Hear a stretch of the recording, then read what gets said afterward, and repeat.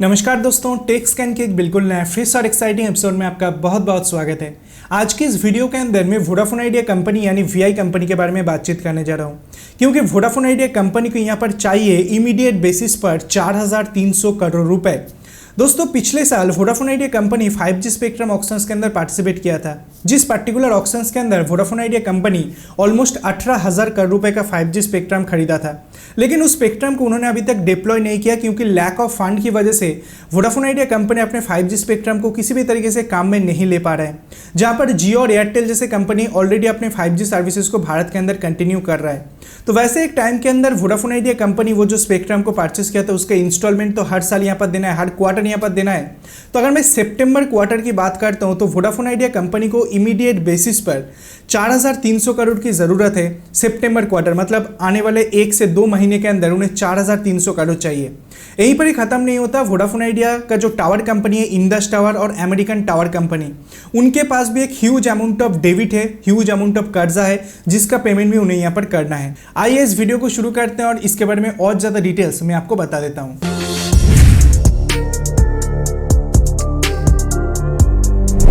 दोस्तों, यहाँ पर IIFL सिक्योरिटी की तरफ से एक रिपोर्ट को पब्लिश किया गया है, जहाँ पर बताया गया है कि इमीडिएट बेसिस पर या शॉर्ट टर्म के ऊपर वोडाफोन आइडिया कंपनी को इमीडिएट बेसिस 4,300 करोड़ का फंडिंग यहाँ पर चाहिए, जिसके अंदर इंडस टावर के पेमेंट और 5G स्पेक्ट्रम के जो इंस्टॉलमेंट है वो यहाँ पर इंक्लूड है। उनकी तरफ से यहाँ पर बताया गया है कि 2,600 करोड़ का पेमेंट इंडस टावर को उन्हें करना है और 1,700 करोड़ का पेमेंट जो है 5G स्पेक्ट्रम जो यहाँ पर खरीदा था उसके पेमेंट के ऊपर यहाँ पर करना है, उसका इंस्टॉलमेंट यहाँ पर देना है ऑलमोस्ट 1,700 करोड़ रुपए। दोस्तों, अगर मैं second quarter of financial year 2024 की बात करता हूं, मतलब अभी जो क्वार्टर चल रहा है जुलाई अगस्त सितंबर, अभी जो क्वार्टर चल रहा है, इस क्वार्टर के अंदर अमेरिकन टावर कंपनी को ऑलमोस्ट 1,600 करोड़ रुपए यहां पर देना है, जिसके अंदर Vodafone idea company mainly 1,600 crore रुपए का आधार कन्वर्टेबल डिवेंचर्स ACT को ऑलरेडी इशू कर दिया है। अगर किसी भी कारण से Vodafone idea company minimum 800 crore रुपए ACT यानी अमेरिकन टावर कंपनी को नहीं दे पाते, तो अमेरिकन टावर कंपनी अपने जो OCDs है, जो 1,600 करोड़ रुपए का OCDs है, वो मेनली उसे रिडीम कर सकते हैं और ओपन मार्केट के अंदर वो दे सकते हैं। इसका मतलब जो अदर कन्वर्टेबल डिवेंचर्स है वो नॉर्मली स्टॉक मार्केट के अंदर चले आएंगे और जो रिटेल इन्वेस्टर्स है उसके ऊपर इन्वेस्ट यहाँ पर कर सकते हैं, जिसके अंदर जो अमेरिकन टावर कंपनी का पैसा है वो इसी तरीके से वोडाफोन आइडिया कंपनी के पास से ले सकते हैं। लेकिन वीआई कंपनी का ये जो 1,600 करोड़ रुपए का OCD है, उनका जो स्टेक यहाँ पर था वो यहाँ पर चले जाएंगे। उसी के साथ अगर मैं इंडस टावर की बात करता हूँ तो ऑलमोस्ट 9,500 करोड़ रुपए का ड्यूज है इंडस टावर के ऊपर वोडाफोन आइडिया कंपनी के अंदर।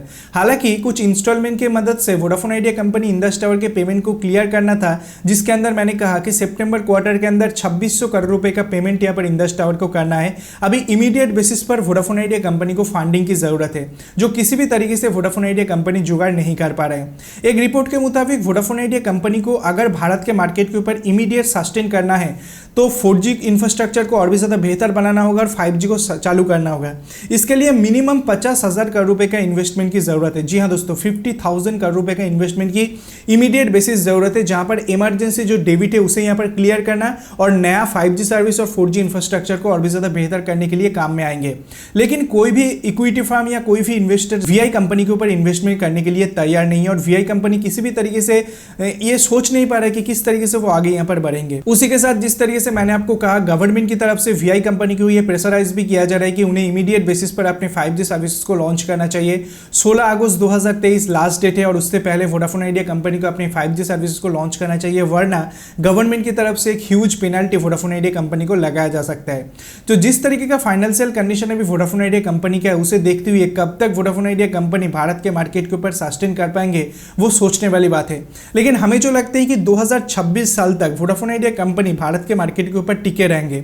अगर 2026 साल से पहले वोडाफोन आइडिया कंपनी अगर कुछ नया नहीं कर पाता, अपने से सब्सक्राइबर ऐड उसी के साथ रेवेन्यू ऐड नहीं कर पाता, तो आने वाले टाइम वोडाफोन आइडिया कंपनी के लिए काफी ज्यादा खराब साबित होने वाला है। लेकिन 2026 साल से पहले अगर वोडाफोन आइडिया कंपनी ये सारे काम नहीं कर पाता, तो उसके बाद जो मॉरिटोरियम 4 साल का चल रहा था वो भी यहाँ पर खत्म हो जाएंगे। एक ह्यूज अमाउंट ऑफ पेमेंट करना होगा और उसके बाद किस तरीके से वो सर्वाइव कर पाएंगे वो सोचने वाली बात है।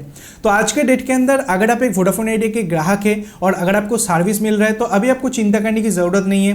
काफी ज्यादा फाइनेंशियल क्राइसिस के अंदर वीआई कंपनी चल रहा है, लेकिन गवर्नमेंट वी कंपनी के 33% स्टेक का मालिक है। और मेरे ख्याल से गवर्नमेंट ये नहीं चाहते कि भारत के अंदर सिर्फ 2 प्राइवेट टेलीकॉम कंपनी रहे। वोडाफोन आइडिया कंपनी भारत के मार्केट के ऊपर सस्टेन करे, ये इंडियन गवर्नमेंट भी चाहते हैं और ये हमें बार बार देखने के लिए मिला है, जिस कारण से 16,000 करोड़ रुपए का जो मतलब कर्जा है उसे इक्विटी पर कन्वर्ट किया वोडाफोन आइडिया के 33% स्टेक लेने के लिए। अगर गवर्नमेंट नहीं चाहते, अगर Vodafone idea company private company होने के नाते अगर गवर्नमेंट चाहते हैं कंपनी रहे जाए कोई हमें फर्क नहीं पड़ता, अगर ऐसा होता है तो गवर्नमेंट किसी भी तरीके से वोडाफोन आइडिया कंपनी को मतलब ऐसे गड्ढों से बाहर निकलने के लिए इतने पैसे खर्च नहीं करता। हो सकता है कि आने वाले टाइम के अंदर गवर्नमेंट की तरफ से कुछ रिवाइवल का घोषणा यहाँ पर किया जाए, लेकिन कंपनी का जो मैनेजमेंट है उसे यहाँ पर काफ़ी ज़्यादा स्ट्रांग होना पड़ेगा और कंपनी के जो मैनेजमेंट है उसे यहाँ पर सही डायरेक्शन यहाँ पर लेना पड़ेगा, सही डिसीजन भी यहाँ पर लेना पड़ेगा, फिर जाकर कंपनी एक अच्छे जगह के अंदर जा सकते हैं। क्योंकि जिस तरीके से ये डेब्ट ट्रैप के ऊपर वोडाफोन आइडिया जा रहा है उसे देखते हुए किस तरीके से यहाँ पर से वो बाहर आ पाएंगे वो सोचने वाली बात है। अभी देखते हैं इसके ऊपर क्या होते हैं, लेकिन इमीडिएट वोडाफोन आइडिया कंपनी को 4,300 करोड़ की जरूरत है। सितंबर क्वार्टर के ऊपर जो पेमेंट है वो यहाँ पर उन्हें करना है। आपको क्या लगता है, क्या वोडाफोन आइडिया कंपनी का कोई चांस है इस प्रॉब्लम से बाहर आने का? डेफिनेटली आप कमेंट सेक्शन में कमेंट करके बता सकते हैं। यही सारा अपडेट्स हमारे पास निकल के आ रहा था, छोटा सा वीडियो बनाकर आपको बता दिया। अगर वीडियो पसंद आए, कुछ नई जानकारी मिला तो वीडियो को लाइक कीजिए, वीडियो को अपने दोस्तों के साथ शेयर कीजिए, चैनल को सब्सक्राइब करके पास में बेल आइकन को दबाना बिल्कुल भी मत भूलिए ऐसे इंटरेस्टिंग वीडियो डेली बेसिस देखने के लिए। Thanks for watching, bye and take care. आपसे उठसे मुलाकात तो कैसे कोई नया वीडियो के साथ, तब तक के लिए दोस्तों अपना ख्याल रखिएगा।